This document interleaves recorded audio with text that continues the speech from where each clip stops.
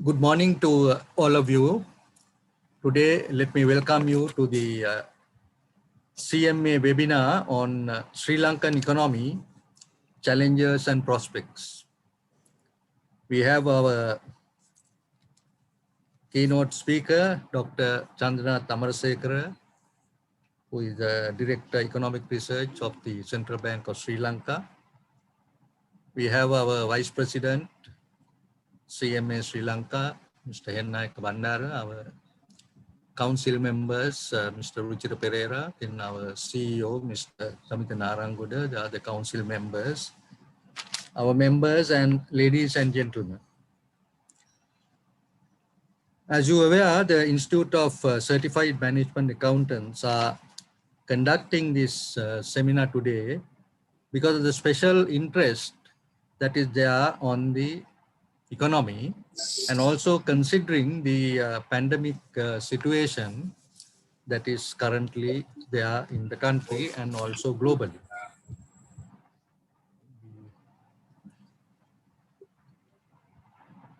Okay, I think we need to mute everyone. Okay, right. So just a few words about CMA Sri Lanka. It's a national professional management accounting body in Sri Lanka. And you may be wondering why we are really referring to the National Professional Management Accounting Body, because till 1999, we did not have a professional management accounting body in Sri Lanka. So, although we are now 73 years after independence, at that time we thought that we should have a national body that will really help the national economy and also our own country. And of course, similar to the Institute of Chartered Accountants of Sri Lanka, which was set up far back in 1959. Also a national body, playing a major role in the Sri Lanka in both financial management and also in economic development. Thereafter, actually, we had the support of the Certified Management Accountants of Canada to set up this body, and currently they are all amalgamated and now they go under the Chartered Professional Accountants of Canada. And in 2009, the government realized the importance of the management accounting profession, and it was incorporated by an act of parliament in 2009, where we got the recognition of the government, which made our role. And today, costing and management accounting is a key area. And I know that I'm sure Dr. Chandana will also agree that this is a very important area, especially in the current situation, and also how we can maybe overcome some of the problems and difficulties that we are having. Then thereafter, we were also able to get international recognition, because that really brought great honor to Sri Lanka, because when many are looking at only foreign qualifications, we were accepted by the foreign global accounting body, the International Federation of Accountants. So this shows that Sri Lanka is no second to any other country. We are on the top of everything. And of course, we are also members of the South Asian Federation of Accountants, the professional accounting body for the South Asian region, and the other body called the Confederation and Asian and Pacific Accountants, which is applicable to the Asia and Pacific region. So today, I think we also have to play a major role, and from whatever we listen to our keynote speaker, we need to see how we can help the building of the economy, and especially on the financial management, on the risk management, on the cost and management accounting, and also the value creation. Today, we had the budget, of course not today, maybe in November, but we really did have to see what is the value created by the money used by all these government institutions, including the ministries. And we have given prominence to integrated reporting, which is the new concept for all the private sector companies, and most of them are using it. And today it is not the profit that is really counted, but the value that they create to their stakeholders, to the society, and all concerned. So that this is something that even the government has to see that every money spent, that there is value created to the society and their objectives are met. So today we have a very, very renowned person to address us, Dr. Chandranath Amarasekara, who is a macroeconomist by profession and heads the economic research wing of the Central Bank of Sri Lanka as its Director Economic Research. I think CMA Sri Lanka is also fortunate because we have in our constitution one way, post for the central bank. So I'm very happy that Dr. Chandranath is addressing us, and we get the full support of the central bank in all our activities, and I'm very thankful to them, and also thankful to Dr. Chandranath for being present here today. He also serves as a member of the Monetary Policy Committee and Market Operations Committee of the Central Bank, amongst many other duties that he performs. Prior to joining the central bank in January 2003, he worked as a research officer at the International Monetary Fund Sri Lanka office in 2001 to 2002. Dr. Amarasekara graduated from the University of Peradeniya, Sri Lanka in 2001 with a first-class honors degree in economics. He also holds an MSc in economics with distinction and PhD in economics on specializing in monetary policy and labor markets, both from the University of Manchester in the UK. Dr. Amarasekara is one of the most cited monetary policy researchers in Sri Lanka. I think even recently, or was it yesterday, or maybe in today's papers, he's always quoted. I think recently it was at the Ceylon Chamber of Commerce where they launched their economic review, and I think Dr. Chandranath was there. He also served as an examiner, visiting lecturer, and a resource person at the Institute of Bankers of Sri Lanka. That's also another professional body playing a major role in Sri Lanka, and we are very happy that the professional bodies are being represented well, and also in various Sri Lankan universities. Dr. Amarasekara is also an attorney at law. So I'm indeed happy to invite Dr. Amarasekara because he will provide a snapshot of the COVID-19 pandemic and economic performance in 2020, challenges and policy responses and prospects for the economy. So I'm now pleasure in handing over to Dr. Chandranath Amarasekara to address us. Thank you very much, Professor, for that kind introduction and also the invite. Also, it's always a pleasure to participate in the CMA forum. Today, as Professor Vatavara said, I'm going to talk about the Sri Lankan economy and challenges and prospects. And let me start by sharing my slides. I see. I think slide share has to be enabled. One minute. I'll do that. Yeah.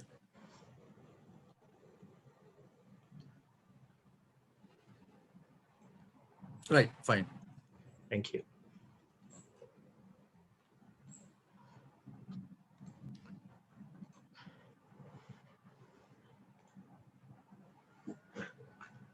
I hope you can see the slides. Yeah, we can see. Okay, thank you. And I thought I'll start with the conclusion of my presentation, so that that the message becomes clearer. And if you want to take a couple of messages, one message or a couple of messages from my presentation, it would be that improving the domestic production economy is perhaps the only solution for many of the underlying economic problems of the country over the medium to long term. And the second message is that while we are trying to do this in the medium to long term, starting from now, there are several challenges that need to be addressed in the near term. And the success in meeting these challenges depends on the support of all stakeholders of the economy. So let me make this key message or these key messages clearer.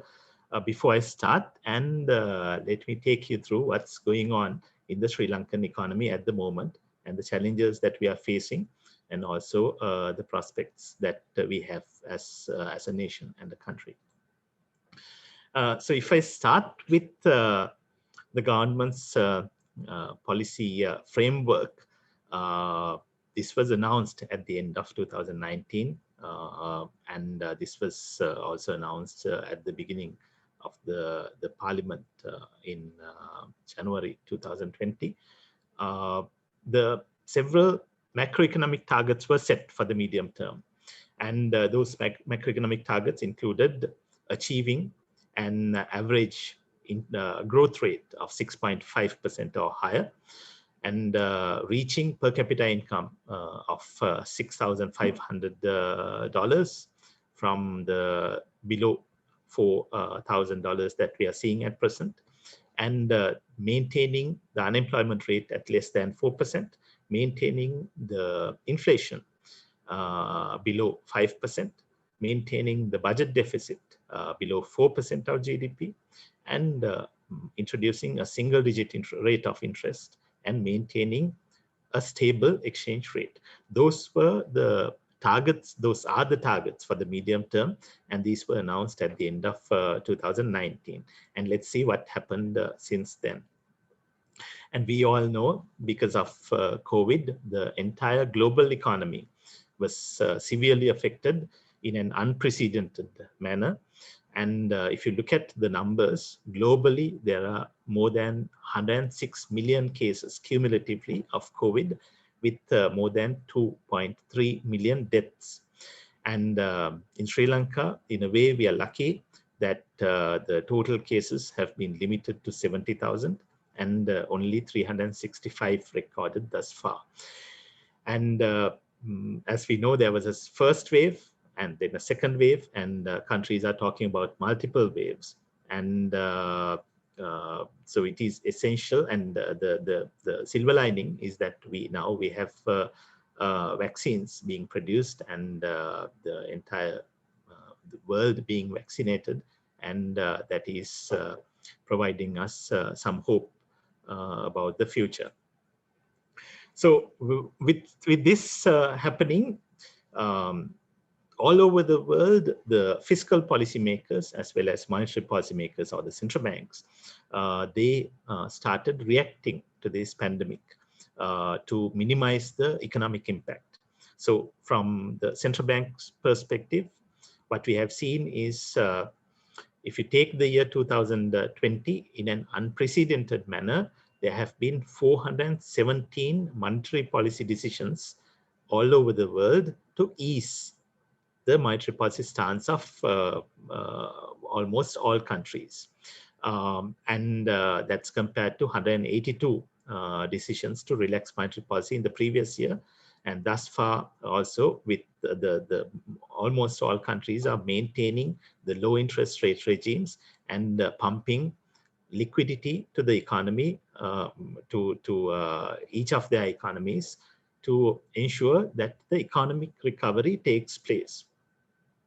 So with this happening, the IMF has recently updated the global economic projections for 2021 and beyond. And for 2020, they expect they have estimated that the global growth contraction has been about 3.5%, and based on that contraction of 3.5%, now the IMF is expecting the global economy to recover by 5.5% in 2021, followed by a slower growth of 4.2% in 2022. For advanced economies, the contraction in 2020 was much higher, and also we are expecting a slightly lower growth in 2021 compared to the expected economic pickup in emerging market and developing economies. For emerging market and developing economies, we saw the economic performance in 2020 was diverse, and we saw some countries like China growing, while some countries like India and several other countries contracting at a rapid pace in 2020. On this low base, the emerging market and developing economies are expected to grow at a very strong 6.3% in 2021 and about 5% in 2022, according to the IMF projections. And I would like you to think about this base effect also when you look at the growth projections for Sri Lanka, which I'm going to discuss earlier. So for any country in the world, as well as for the global economy, 2021 growth performance largely depends on this base effect of a contraction that was recorded in 2020. So looking at Sri Lanka, the COVID pandemic weighed on Sri Lanka's growth prospects as well. So we began the year 2020 stating that we are expecting the economy to rebound, economy to grow by about 4 to 5%. But that was not to be. In the first quarter, according to the official figures released by the Department of Census and Statistics, we saw a marginal contraction of 1.7%. And in the second quarter, with the first wave, the economy contracted by 16.3%. I must add here that we do not completely agree with this very large contraction of 16.3%. We think that some of the activities went unrecorded, but still you cannot deny the fact that there was a large contraction in the second quarter. However, in the third quarter, the economy grew by 1.5%, and on a quarter-on-quarter basis, this can be converted into a more than 30% quarter-on-quarter growth. And so this was much better than what went on in the other similar countries, emerging market and developing economies, where in the other countries, even in the third quarter, economies experienced a contraction. However, again, with the second wave, we think that we will have sort of a balanced growth in the fourth quarter of 2020, which would result in an annual contraction of about 3.9% in 2020. So again, on this, on the base of this contraction of 3.9%, we expect the Sri Lankan economy also to grow by 6% in 2021 this year. So part of that is, a large part of that is due to the base effect, but a part of that is also due to the stimulus measures that are that are in place at the moment, both in terms of fiscal stimulus as well as monetary stimulus. But then again, if you look at the projections of the other global agencies for Sri Lanka, they are quite pessimistic. They were pessimistic for 2020 as well. And according to what we see, they are relatively pessimistic for 2021 as well. So if you look at the World Bank projections, or ADB, or International Monetary Fund projections, what you see is that the base effect has actually not helped for 2021 projections. And most of those projections for these global agencies, they were done before the second wave hit the Sri Lankan economy. So you can see the pessimism which is there, which is out there. But if you look at the performance of the Sri Lankan economy over time, what you see is that if I take you back to this chart again, the first chart here, you see that the Sri Lankan economic growth has decelerated continuously over time. And in 2014, 5%, 2015, 5%, 4.5, 3.6, 3.3, 2.3, and likewise. So the crucial issue is whether this 6% growth that we are expecting, mostly because of the base effect in 2021 could be sustained in the period ahead as well. From the central bank's side, we believe that this could be sustained if all of us work together towards maintaining 6 to 7% growth in future. And we also see that since sentiments turned positive with improved political stability achieved prior to COVID, and that's what you see as the peak here in at the end of 2019. But then you can again clearly see the two waves of COVID affecting economic sentiments as well. But luckily, we see the rebound, and we hope that rebound will continue in the period ahead. And another point that I want to highlight here in this chart is in this slide is the two pie charts that we see. This is from the LMD Nielsen Business Confidence Index, and they ask very interesting questions. Some very interesting questions from people.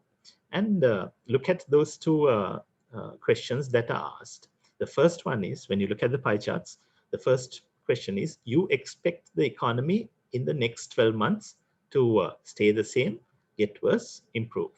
And about 43% at the moment, they say that the economy will improve. And 57%, they say that economy will stay the same or get worse. But then the second question is about your own company. You expect your company's business sales volume in the next 12 months to get better, stay the same, or get worse. And there what you see is that 77% expect their own company to do better in the next 12 months. So it is unfortunate that this optimism about their own business not being converted as a macro optimism about the Sri Lankan economy. So from how we see it, the second pie chart is more interesting for us to actually see what could happen in the economy in the next 12 months than the first pie chart itself. Again, if I take you through some of the what is called the Google mobility reports, you see this is basically about Google. This is about mobility. I mean, how people move in the country, in the economy, and Google has these public information, and they look at 6 subcomponents: retail and recreation, supermarket and pharmacy, parks, public transport, workplaces, and residential, how mobile phones travel around the economy. And you can obviously see the first wave very clearly, and then the second wave. But again, I think what we have to understand here is that by the time of the second wave of COVID, Sri Lankans as individuals or businesses were ready, prepared, and they were prepared to work from home and to make their own arrangements so that economic activity would continue. So we think that the impact of the second wave would have been very low compared to the impact of the first wave. And when you look at the other indicators also, we see some positivity, and we see most indicators starting to improve after the second wave that hit the Sri Lankan economy in October and November.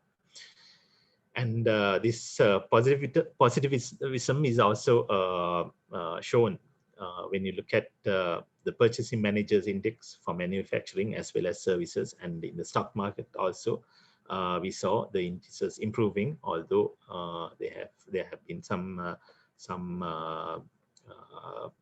correction in the recent period. And when you look at when you read the newspapers also, we see a lot of things happening in the economy, and we hope that these trends will continue, so that the Sri Lankan economic performance will improve beyond 2021 as well. Um, this is the chart we were talking about earlier about the Sri Lankan economic performance. And again, I mean, we have had continued differences with the Department of Census and Statistics about the computation of some of these national accounts that have been published.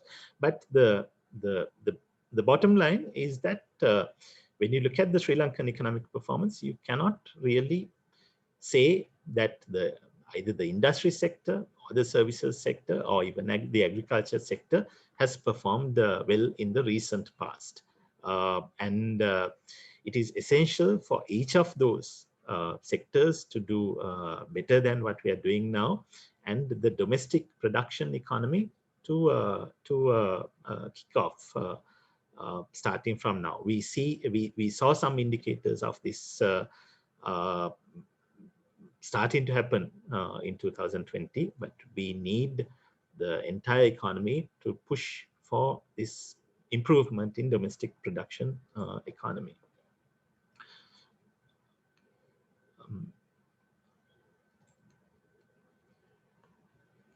Sorry, give me a second. There is a Janak. Please give me a second.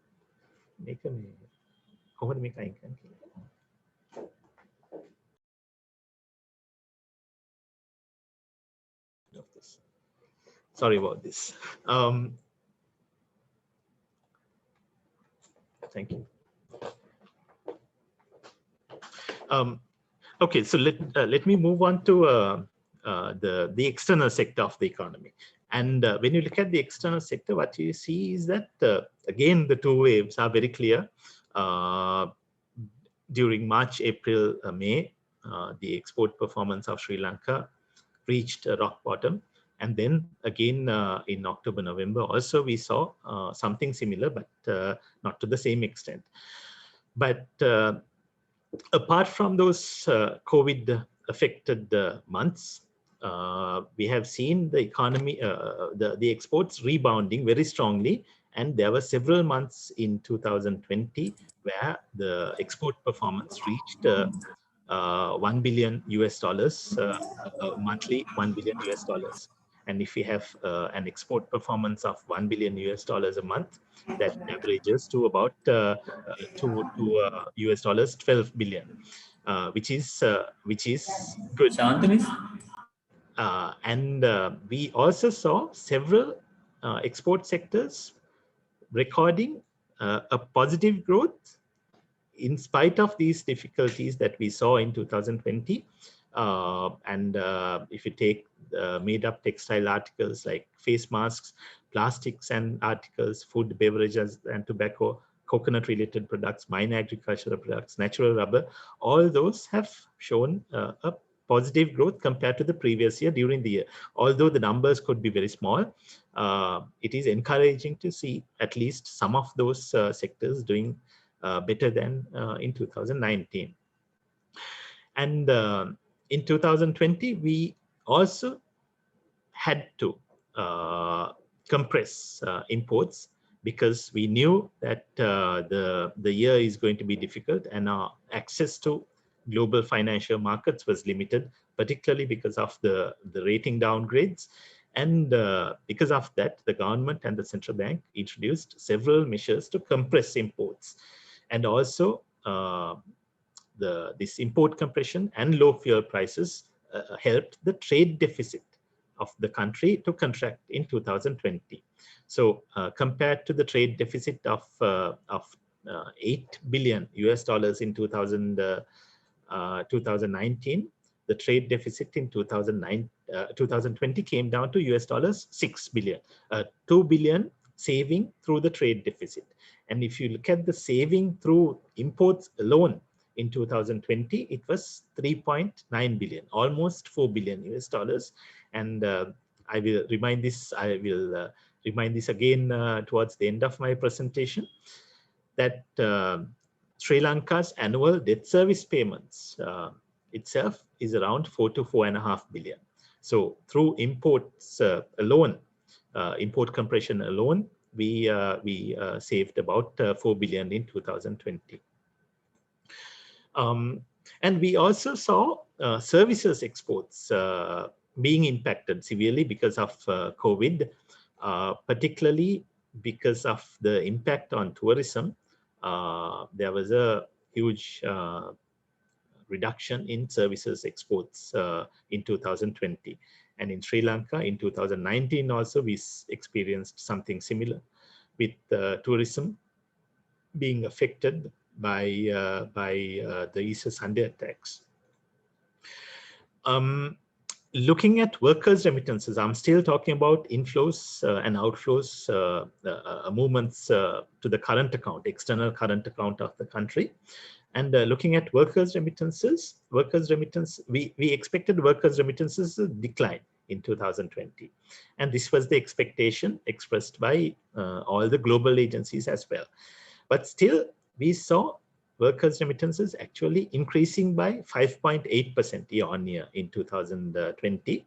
It actually reached US dollars 7.1 billion compared to 6.7 billion in 2019. This was an unexpected increase. There are several reasons behind it from the information we have. We can discuss those during discussions if necessary. But during some months like December, we saw historically highest workers' remittances reaching Sri Lanka in 2020. The tourism story, I will not discuss too much about it. But again, if you look at an year like 2018, where we had US dollars 4.4 billion earning from tourism, that simply highlights the loss to the country from the absence of tourism. So it is essential that we make all efforts necessary to revive tourism. They are going on at the moment. And we from the central bank also, we believe that it is essential for a speedy revival of tourism so that this lost revenue of US dollars 4.4 billion and more can be attracted without delay. So we were talking about the current account balance, and this year we are expecting a current account deficit, a lower current account deficit of about 1 billion US dollars compared to 1.8 billion in 2019 and 2.8 billion in 2018. And I discussed the current account balance with my colleagues almost on a daily basis. And recently, let me tell you about a discussion that we had recently. So this is something that as accountants that you would also, an exercise that you would also like to do. Basically, the current account performance of a country shows the strength of that country's economy. It's a reflection of the country's economy. And this has exports, imports, merchandise exports, imports, as well as services exports, imports. And the primary account balance, that is the interest payments and receipts and dividend payments and receipts. And then secondary income like workers' remittances. And so when I said services exports, that includes tourism as well. So when I discuss with my colleagues, what they say is that, so I asked them to make some scenario analysis. What would happen if we can continue the current import compression in 2021 and beyond? They say that there will be a current account surplus. Even if you adjust the export imports numbers by a little bit. What would happen if the export performance is better than what we expect now? They say that there will be a current account surplus. What would happen if tourism rebounds early? They say that there will be a current account surplus. And what would happen if workers' remittances are slightly higher than what we are getting at the moment? They say there will be a current account surplus. But still, year after year, in the past, we have seen current account deficits, and that has affected the Sri Lankan economy severely. So it is essential for us to attempt and improve on this current account. And just like in many other peer economies, for us to have a current account surplus, aim at a current account surplus, so that when you take the balance of payments, which includes the current account as well as the financial account, we can record a surplus in the overall balance of payments, even without without a surplus in the financial account. So looking at foreign direct investments, I mean, we are moving to the financial account of the balance of payments. This has been something that has disappointed all of us in the past. Our foreign direct investment performance has been not very good. But we hope that this will turn around, particularly with the port city related developments and also the ongoing industrial drive. And it is crucial for us to attract foreign direct investment inflows. And also it is crucial for us to attract export-oriented foreign direct investment inflows, so that the manufacturing base of the country is strengthened further. And we really appreciate the ongoing efforts by the government and the Board of Investment towards this. Looking at the official reserves, we saw official reserves declining from $7.6 billion at the end of 2019 to $5.7 billion by the end of 2020. Again, you see that there has been a decline in official reserves of about $1.9 billion in the year 2020. But when you look at the debt service payments that we have made in 2020, you see that the decline in official reserves has been much lower than the debt service payments that we have made in 2020. Going forward also, again, we do not expect the debt service payments to continue to affect the official reserves, with the expected inflows being realized. Looking at the exchange rate, again, let me take you through what happened in the forex market in 2020. Until the onset of the first wave of the pandemic, we saw the exchange rate behaving very well, and in March, April, the exchange rate started depreciating, and it almost hit 200 rupees a dollar. But since then, particularly because of the measures to control imports and other outflows, the exchange rate stabilized. And until the end of November, the exchange rate remained stable, appreciated and remained stable. And from November onwards, we saw some depreciation and volatility in the exchange rate. And given all these, the depreciation of the rupee was limited to 2.6% in 2020. And the central bank was also able to absorb about $300 million from the forex market. Usually what happens is, whenever there is depreciation whenever there is high volatility and large depreciations, the central bank intervenes by supplying forex to the market.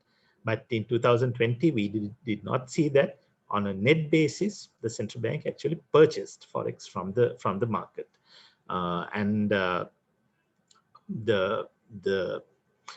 We still see some volatility in the forex market. Now it has stabilized to a great extent, but I'm sure you all must have noticed that whenever there is depreciation based on speculation rather than economic fundamentals, the central bank takes action to ensure that that undue volatility is not affecting the forex market too much. And that's what's actually happening now. And we have taken several measures to stabilize the exchange rate and the forex market volatility. And I'm sure there will be winners as well as losers of this, but we are doing this to support the economy of Sri Lanka as a whole. And when you look at the real effective exchange rates, also what you see is that the real effective exchange rate has remained significantly undervalued since the end of 2018. So I was talking about fundamentals, and actually, if fundamentals should affect the rupee dollar exchange rate, there should in fact be an appreciation rather than a depreciation going forward to correct this real effective exchange rate being undervalued. This is only one indicator.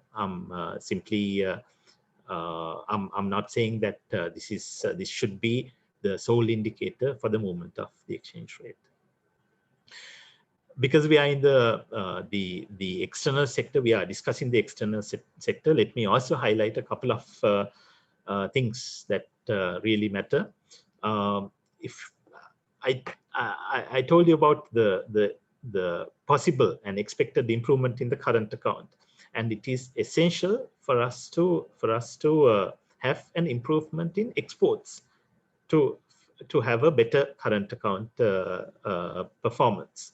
And when you compare Sri Lanka's export performance to the performance of any other country in the region, you become disappointed. And if you look at the table here on the right-hand side, what you see is that in all other countries that are compared here, Bangladesh, India, Thailand, Vietnam, what you see is the compound annual growth rate of GDP as well as imports have been lower than the compound annual growth rate of exports for the period from 1985 to 2019. But for Sri Lanka, it's the other way around. Exports have done worse than the GDP growth as well as the growth of imports. And if I take you back to the first chart here, during 2000 to 2018, Vietnam's imports increased more than 16 times, and India's imports seven times, Bangladesh imports 6 times, and Sri Lanka's I'm talking about exports. Vietnam exports 16 times, India 7 times, Bangladesh 6 times, and Sri Lankan exports only twice. And if you compare the per capita income growth of Sri Lanka and Vietnam on the same axis, I've used the same values on the two axes, what you see is that the export performance has been much better in Vietnam than the improvement in GDP per capita during the same period of time. But in Sri Lanka, we have seen a rise in a rapid rise in GDP per capita without the export sector doing too well. And this is also affecting our export competitiveness going forward. And these are actually the challenges that we are facing to improve Sri Lanka's economic performance. Moving on to the fiscal sector very quickly.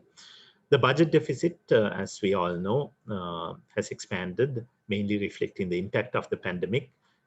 We have published figures only for the first 10 months of the year, and the budget deficit has in fact expanded according to the figures that we see. Again, there are some silver linings because Sri Lanka's access to global financial markets has been limited, and also because of the government's emphasis on domestic debt rather than foreign debt, external debt. We have actually seen an improvement in the share between domestic debt and foreign debt. So it is always the external debt servicing which is the key concern for a country when you think of debt management or the ability to service debt. So in 2020, we are projecting the foreign debt component to decline to 42.8%, and the domestic debt the share to increase to 57.2%. And this is compared to about 50-50 split that we saw in 2018 and 2019. And there's a lot of speculation about external debt servicing. And what I have to say about this is that even in the past, if you take 2019 and 2020 also, we have met about 4 to 4.5 billion external debt servicing during those years. And I recently participated in another forum, and what was highlighted was that for the next 5 years, we have 4 to 4.5 billion external debt servicing annually. But there is no point talking only about what has happened, what is expected in future in terms of the volumes of debt servicing. It is important for us to look at what we have done in the past as well. So in 2019, as well as in 2020 also, we have met similar levels of similar amounts of debt servicing, and we are confident that this can be done with the improvements that I was talking about in the current account, external current account, and with the realization of the expected inflows that the government and the central bank has been talking about. And moving on to inflation, we have seen inflation remaining in single digits for 12 years now. And in the past, Sri Lanka has been categorized as a country with high and volatile inflation. But this is not so anymore. And it is essential for us to capitalize on this and ensure that a low interest rate regime is possible based on this achievement of low and stable inflation that we have seen in the past 12 years or so. And at the moment, people talk about cost of living. It is a very valid concern, and it is driven by the food price volatility rather than anything else. And I'm sure domestic production side improvements can help us to stabilize food prices domestically, and that will also support the maintenance of low and stable inflation in the period ahead. So in spite of this food price volatility, we have seen overall inflation remaining below 5% in the recent past, and for the medium term also, when we do our projections, we are confident that inflation can be maintained around 4 to 6% over the medium term under the flexible inflation targeting policy of the central bank. So with inflation remaining well contained, we have taken several measures to support the economy, as I said before, from the central bank side. So in this slide, I've shown the measures taken by the central bank from a monetary policy perspective, but there have been fiscal support, there have been regulatory support, and also several other measures to stabilize the economy and to support the economy. So in terms of monetary policy, we have reduced policy interest rates by 2.5 percentage points during 2020, and the statutory reserve ratio has been reduced by 3 percentage points, pumping ample liquidity to the market. And also the bank rate or the lend of last resort facility rate also has been reduced by 6.5 percentage points during the year. And with these, market interest rates have been declining and declining to a historic low. And this is true for deposit rates as well as the lending rates. And we have seen a sharper reduction in lending rates than the deposit rates. We see deposit rates stabilizing now, and lending rates are continuing to adjust because of the high level of liquidity that we are maintaining in the domestic market. And if you look at the prime lending rate, the prime lending rate has declined to a historic low, and also the average weighted lending rate or the the lending rate applicable on the stock of lending out there in the banking system is also on the way to reach a single digit rate in the near future, in the next month or two. And with this, we have seen a pickup in private sector credit. There is the demand for private sector credit is increasing and increasing very rapidly. And we hope that this credit will be used for productive purposes domestically rather than consumption. And it is essential that the businesses and entrepreneurs use the low interest and low inflation and low tax regime to this environment to ensure that they are engaged in productive economic activity domestically. And we have seen broad money also growing very rapidly in the recent month. Again, the base effect is one key factor. Also, broad money growth has been contributed to by the credit expansion, both to the private sector as well as to the government. A key concern about interest rates declining is that the savers are also getting a low interest rate, and we are trying our best to ensure that the real deposit rate remains positive, higher than the level of inflation. But again, particularly for senior citizens, this is a key concern, and from how we see it, we need low interest rates at the moment, but at the same time, it is essential for the financial market to come up with various instruments like they used to do during the past low interest rate regimes to provide instruments to the affected depositors.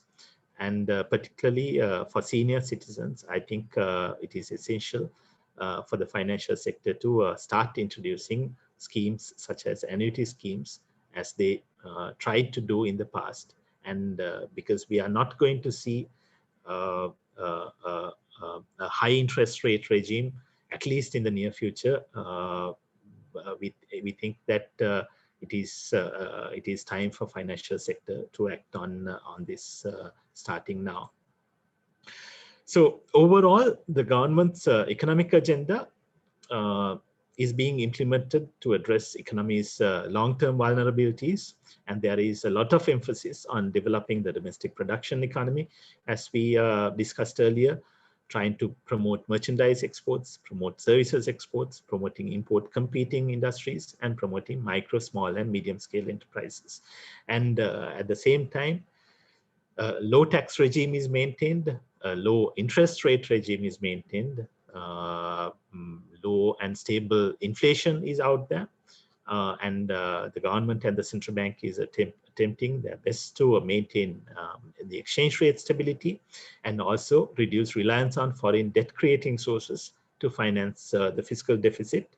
And there is a lot of emphasis on attracting foreign direct investment.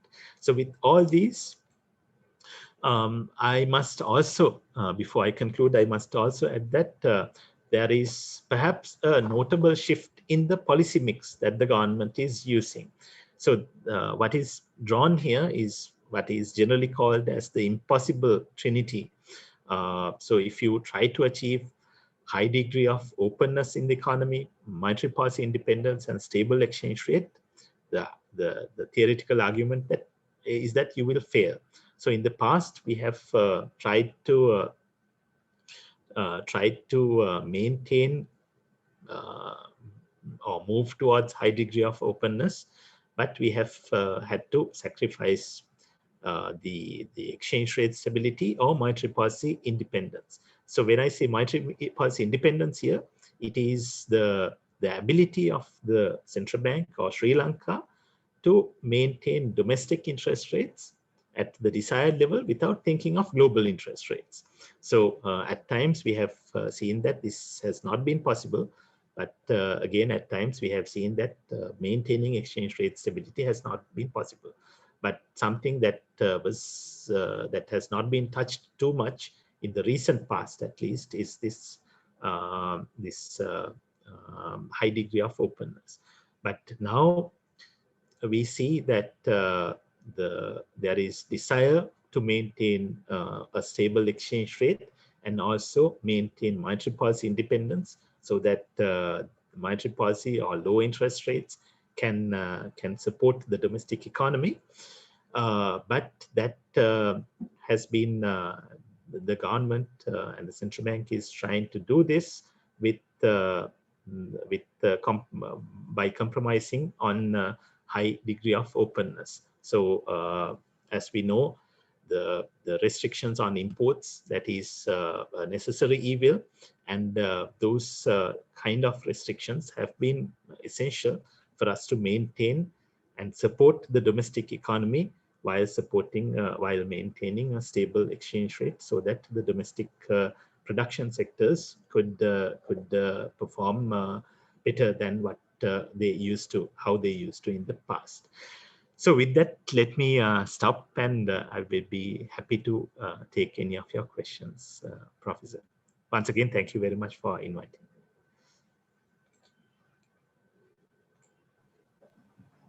Thank you, Dr. Chandranath. I think, right, okay.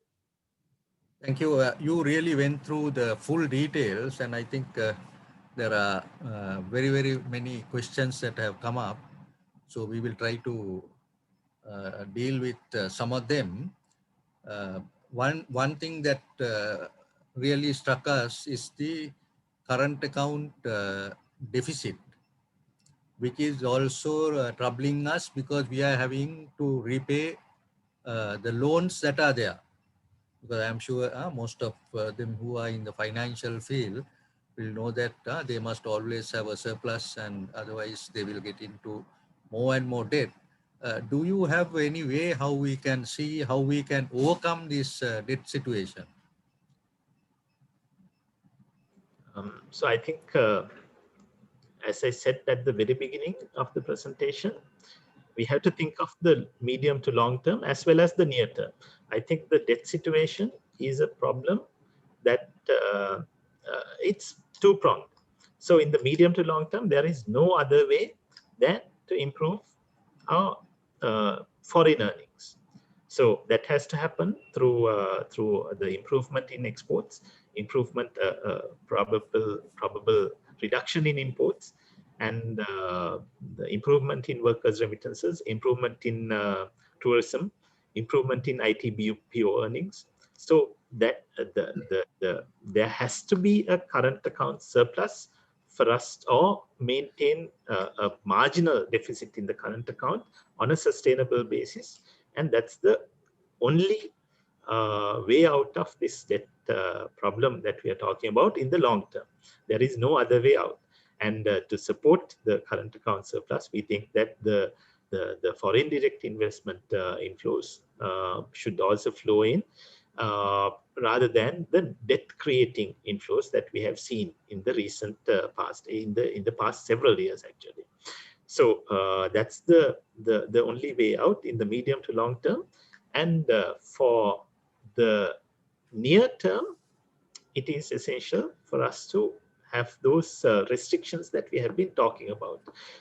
And also, the government and the central bank are in discussions with several parties, several other governments, particularly with the governments of China and India, to obtain support for us to tide over these near-term issues that we are seeing. And if we can sustain this situation in the near term without disrupting what should happen in the medium to long term, I think we'll succeed. But if we sacrifice the medium to long term to support by thinking only about the near term survival, then I think we might be able to survive for an year or two, but beyond that, again, we'll be having this discussion in future. Thank you, Dr. Chanda. There is another question that is really on the restrictions that you all have imposed, which has really, it has shown good results. But the question is now, if you really look at the 80-20 principle, the largest imports are maybe in the fuel and the food areas. Are you all looking to see how that could be minimized? Of course, you had shown that there is a maybe a saving due to the prices going down, but on the consumption area and also the domestic production in the food items, whether you could get a surplus that will arise? Yes, of course. The last year, the government established something called the Fuel Price Stabilization Fund, and the idea was that the last year's fuel prices that we saw at very low levels, and I think the WTI went to even negative levels globally, although that didn't affect us. So the idea was that the last year's low fuel prices were probably unnatural, and we should get ready for the future. And several measures were taken. And going forward also, I mean, for this year, we are projecting, we in our balance of payments projections, we are assuming fuel prices to be at an average of $60 a barrel. Anything beyond that will have some impact on the balance of payments performance, but anything below that will be a bonus. So at the moment, it's hovering below $60 a barrel, and we hope that in 2021 at least, it will the global oil prices will not move too much above $60 a barrel, so that we'll be able to manage the balance of payments situation with the support of fuel prices. Looking at the food imports, yes, that is a concern, and we have in the newspapers we have read about these. We have seen several products that could be easily produced in Sri Lanka, food commodities coming to Sri Lanka, imported to Sri Lanka, and it's ridiculous actually.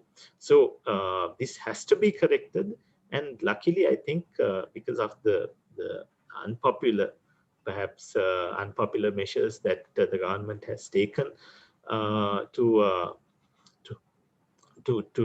discourage some of those imports, domestic production of those food items has increased substantially. And if you travel around the country, you see that amukaha is available on the roadside anywhere you go. And so this was not something that we saw in the past, and it's great that this kind of improvements could be done, so that this wastage of foreign exchange earnings on the things that we could produce domestically can be stopped. Thank you. Mr. Adrian Pereira, you are there. You like to, I don't know whether you have gone through the questions or you want to ask some. Yeah. Doctor, Doctor, can you, okay, hold on. Yes, we can hear you. Right, sorry. Doctor, now it's good that the government is promoting this, encouraging local, I think, local investors to come into the agricultural sector, definitely. But in other, I mean, what action is it, I mean, when it comes to getting approval, sorry to say that is the biggest obstacle these local investors are facing. So how can the central bank, I don't know, from the government side, assist the local investor to, now we have seen the stock market going, but there, when it comes to approval, that's a big hassle, not like the BOI, the foreign guys coming in and immediately it's given. But when the local person goes in, it's another nightmare. So what can the central bank do? I don't know, from the government point of view. I know it's not only your area. So to get the local investors, because we have to promote the local investors, we are asking foreigners only to come in. But first we must get the confidence of the local investors to get them to invest. Not that they don't have money, So how can you, I don't know, central bank assist or promote, or is there a way where you can assist in that, Doctor? Thank you very much. And that's a very important question and a very difficult question to answer as well. Yes, I see the concerns. And when you look at Sri Lanka's doing business ranking, also, you see that major improvements are necessary. And those improvements will help both foreign investors as well as domestic investors. And it is essential for us to do those changes. And I think one key factor affecting this doing business environment is corruption. And luckily, we are seeing a major drive to put a stop to this corruption from the government side. And I think it will be of tremendous help for both local investors as well as foreign investors. And also, I mean, from the central bank side, we have, as I said before, we have reduced interest rates, and we have allowed market interest rates to fall, market lending rates to fall. We are actively encouraging that decline in market lending rates, and we are also actively encouraging credit flows to small, medium, micro, small, medium, and medium scale entrepreneurs. And those measures will be continued. And also, whenever we see some deficiency in terms of policy making, or whenever there can be improvements, we advise the government on those as well. So your sentiments are very valuable. We will share those again with the government, and try to support the measures that the government is taking to improve this domestic investor-friendly environment. Thank you very much for that question. Mr. Hinnack, you have any question there? Yeah, Doctor, I have a general question. I mean, there are several articles and discussions on the subject of modern monetary theory in the recent past. I think you would have seen so many discussions were there and articles also were there. The way I understood the modern monetary theory is a big departure from conventional economic theory. So my question is, will there be kind of a positive impact in the event Sri Lanka implement the modern monetary theory, or to what extent we are really implementing it currently? So right now, from how I see it, this might not be the institutional view of the central bank. How I see it, these discussions are happening at an academic level. But if you look at the reality, what you see is that what the central bank did and what the government is doing at the moment is based on the needs of the economy. So think of the fiscal spending, fiscal deficits, and monetary financing in 2020. So what happened in 2020 was that because of COVID, the government revenue got affected. And because of COVID, the government expenditure went up, although there were some actions to curtail this. And from the central banks and also the governments, the available funding sources for the government got affected. So the government was not able to provide, able to find foreign financing in 2020 the way it wanted to, and the central bank had to step in. So it's not that we like to, as central banks, we like to finance the budget deficit in an unlimited way, but this had to happen in 2020 so that the economy would run smoothly. So from a practical perspective, that's actually what happened. And so whether it was done under modern monetary theory or otherwise, it's not it's for us, it's not, it's immaterial actually. So, I mean, those academic discussions can go on. I think it's good to continue those academic discussions, and I'm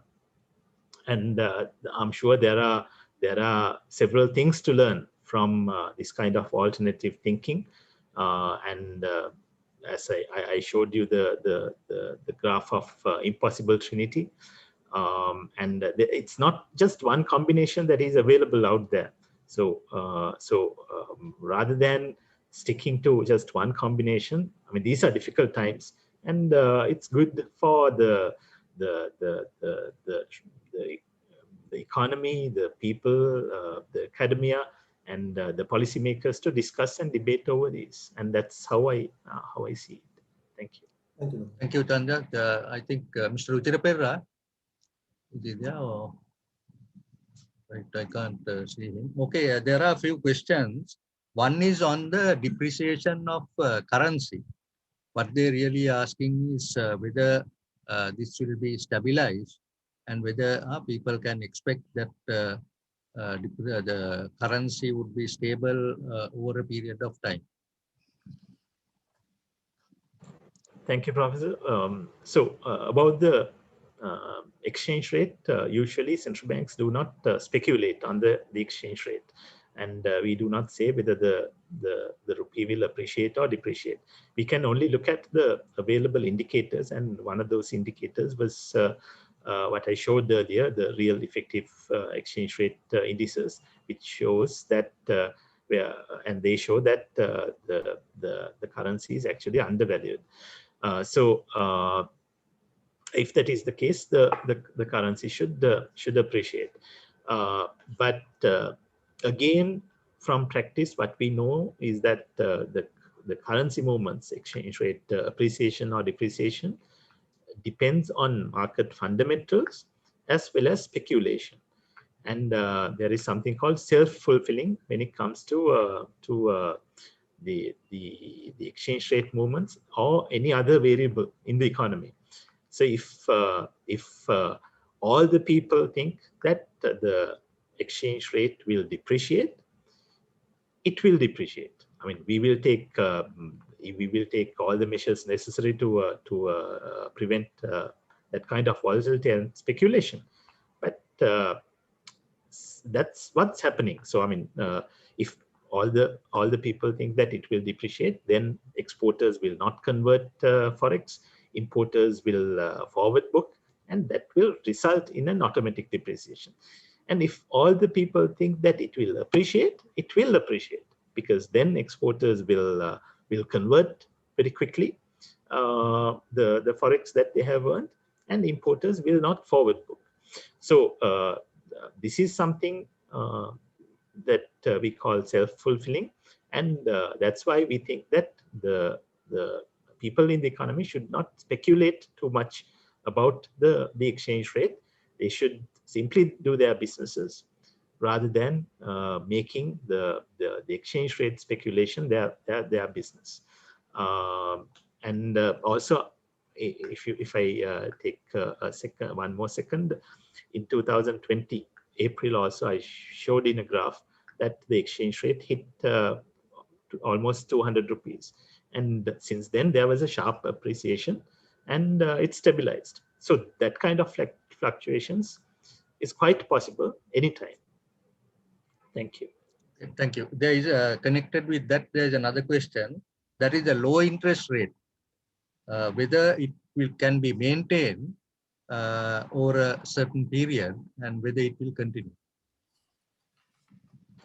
Thank you. So the idea is that we have had single-digit inflation rates for a very long time, for 12 years, which is a long time.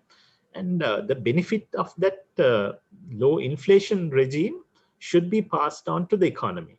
And I'm sure all of you will agree that in Sri Lanka, at times you see ridiculously high interest rates. So we've seen in the very recent past, about 2 years ago, about 1.5 years ago, that even the prime rate of some banks was around 16%. So that's not something that we want to live with. So right now we have established a low interest rate regime domestically, and and we earnestly hope that this low interest rate regime can be sustained in the period ahead as well.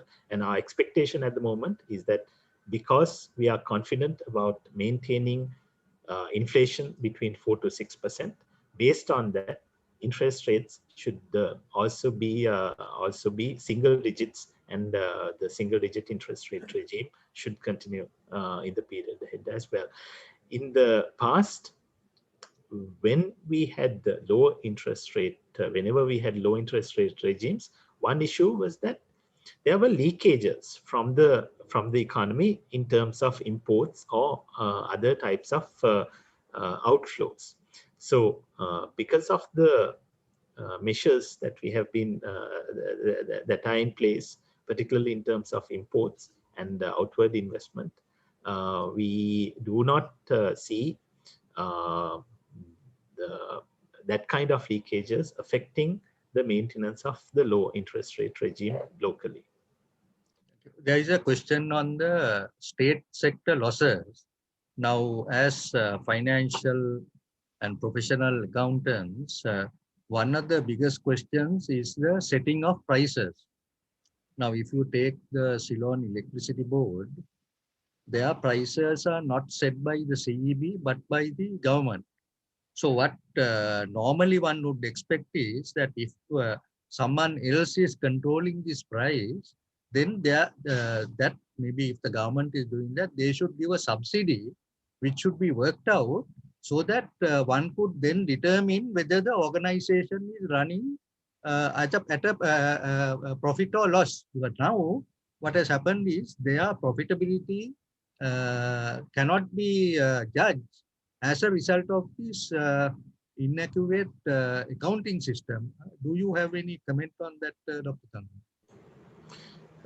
Yeah, that's a very important point. And from the central bank's perspective also, we think that domestic prices should be allowed to adjust, particularly when we have no control over them.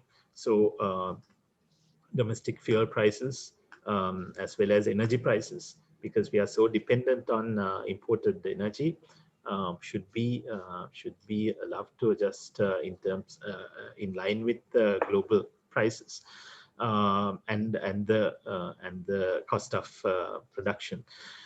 But again, another related point is that in Sri Lanka, what we have seen is, whenever prices are allowed to move up, then the other related prices in the economy adjust upwards, and there is no, when prices come down, there is no simultaneous adjustment in the prices that were adjusted upwards.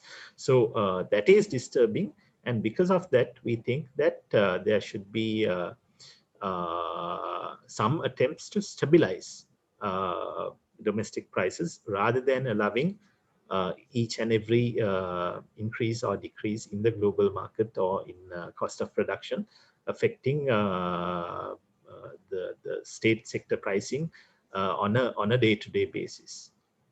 Thank you. And I think the suggestion here is, maybe I don't think that there is an answer required, that if there is a pricing done, now supposing if you do a costing, because we are also talking, because we are in the costing and management accounting field, once the price is determined by the organization, and if the government is going to set a price maybe lower than that, then they should give it as a subsidy to the institution. That is what he said, but I don't think, I don't know whether you have comments or whether maybe we can leave it as it is.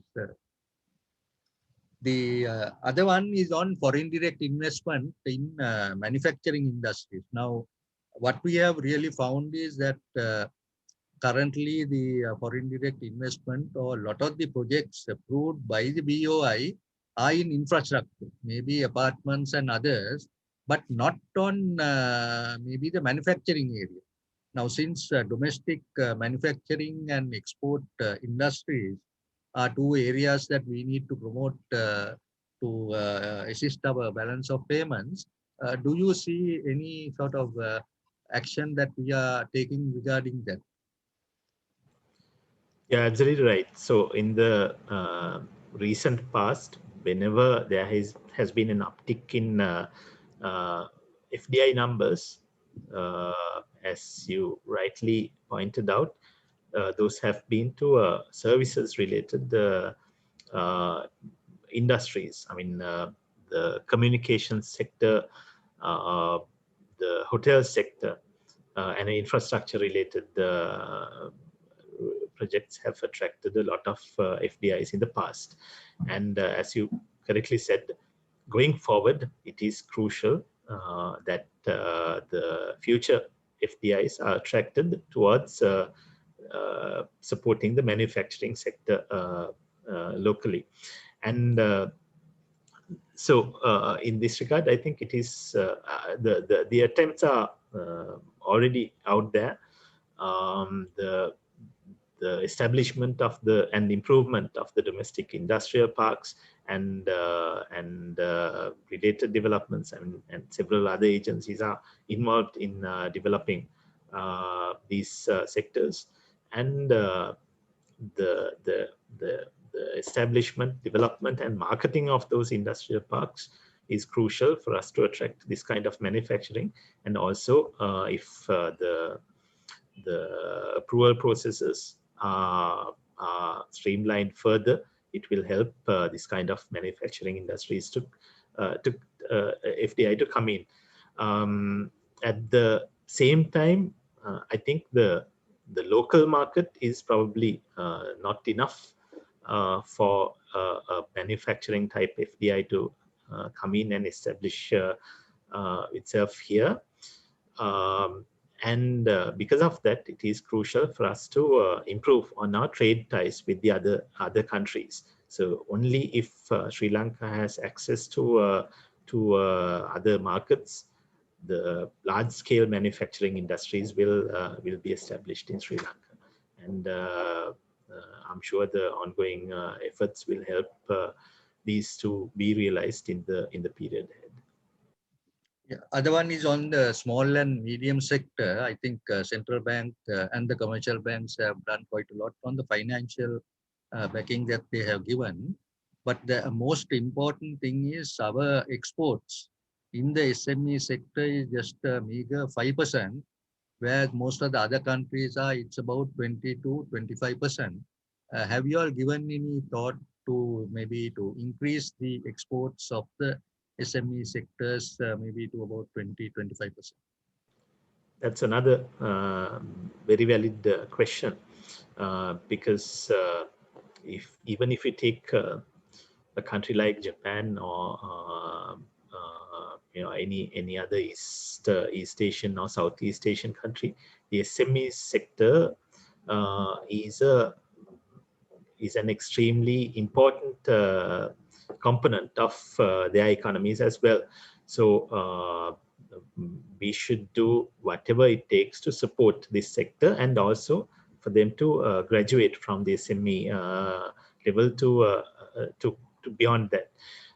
So in Sri Lanka, I think one complaint that we receive all the time is that the SME sector does not have access to global markets, and they do not have proper access to payment platforms.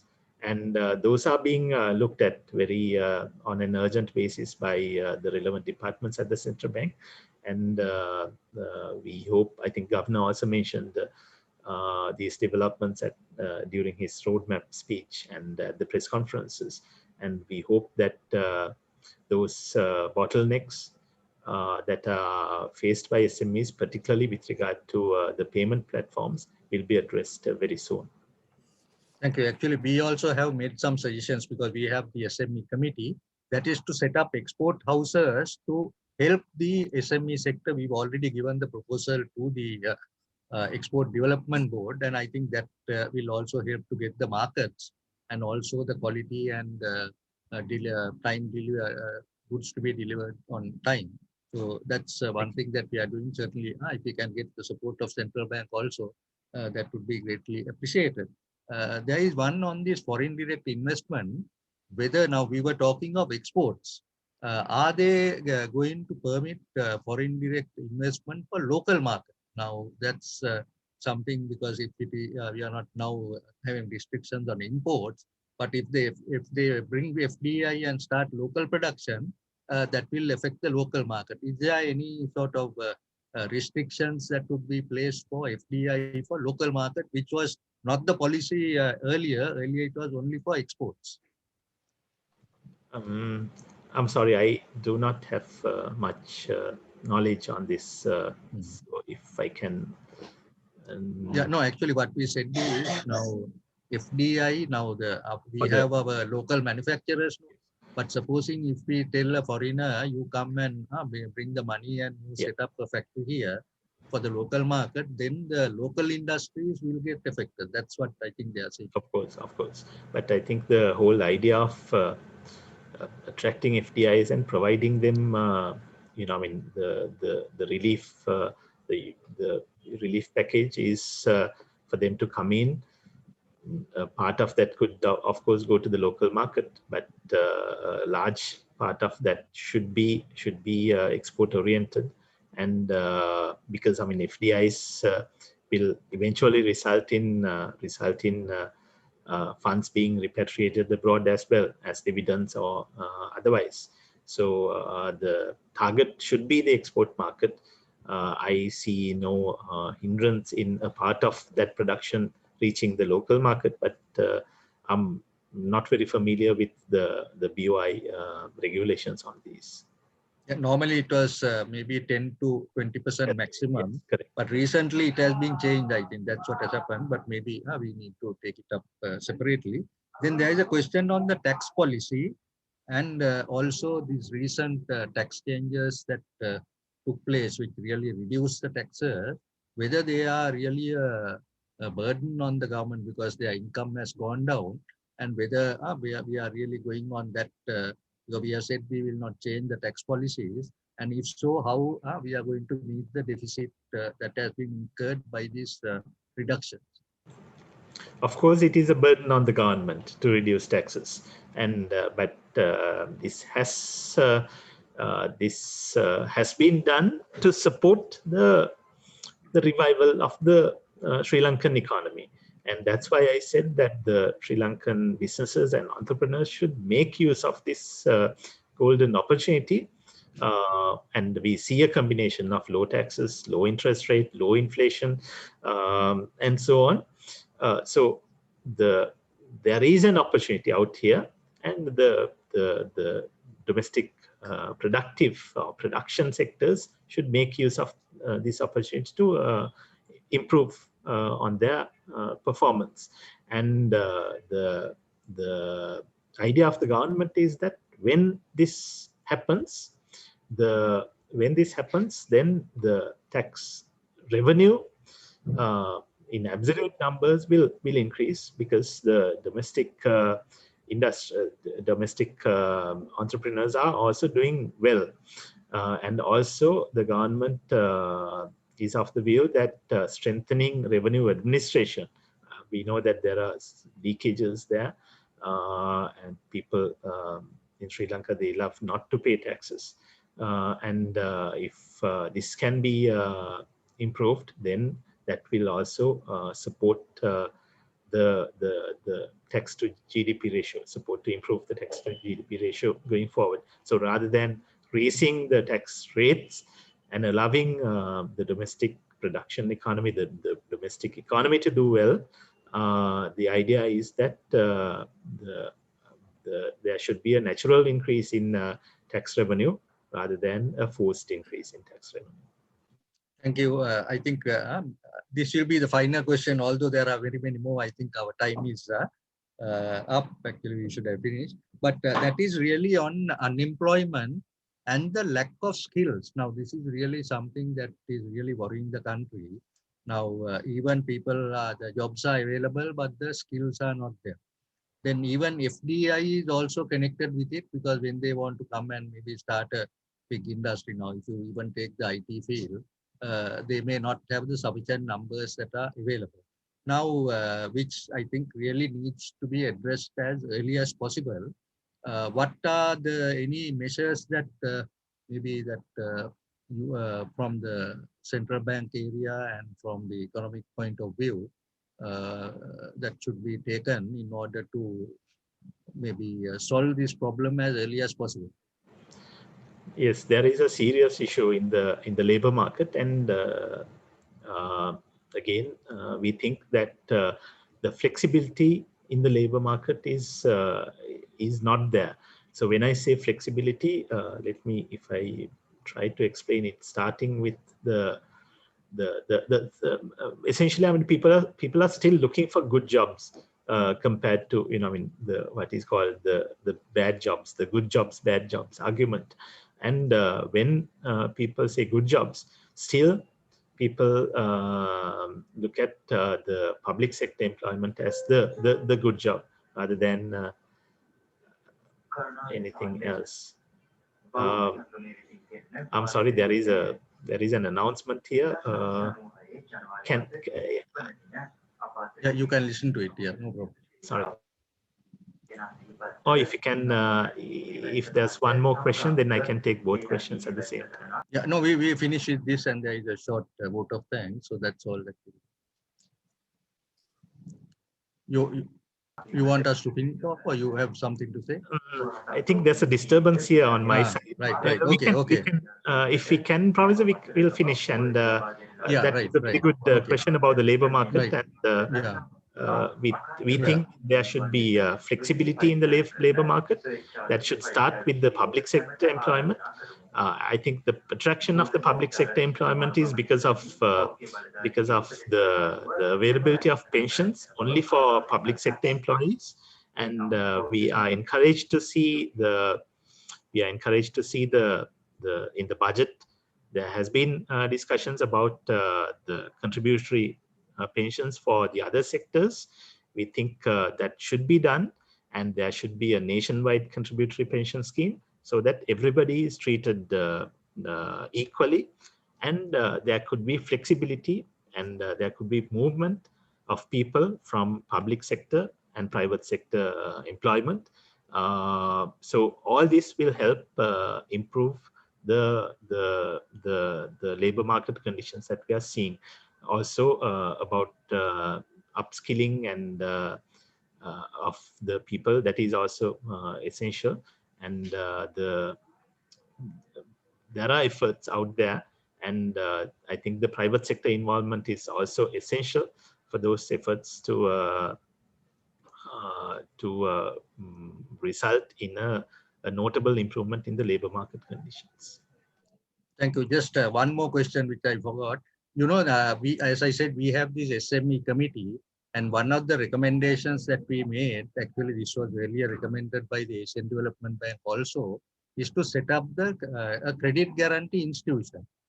Already a paper has gone to the cabinet by the Minister of Industry. In your view, from the central bank point of view, do you think that would be a very good proposition for the SME sector who are unable to give security? And I think even the startup, what are your maybe views on that? No, I completely agree. And at the Economic Research Department also, we have done several studies on this, and we have also made our presentations.